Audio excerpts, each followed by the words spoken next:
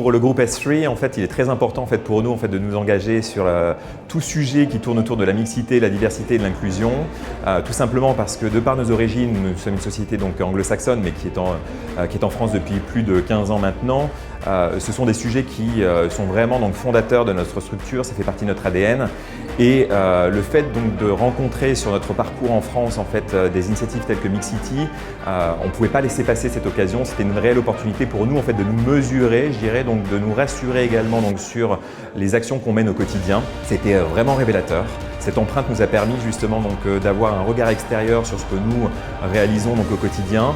S3 a une très bonne réputation, notamment outre-Manche, sur ces sujets. On a été notamment reconnu en fait, par l'État anglais justement donc, pour les différentes initiatives. Mais il s'avère que l'empreinte Mixity nous a montré qu'il y avait encore pas mal d'efforts à fournir et c'est tant mieux.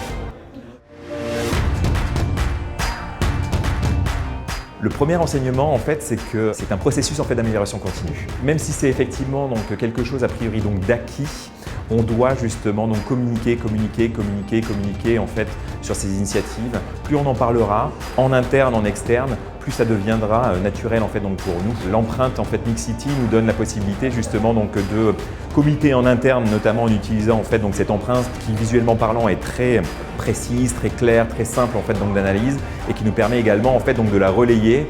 Donc c'est l'occasion en fait, de communiquer en fait, et d'échanger donc, avec tout acteur donc, de l'écosystème.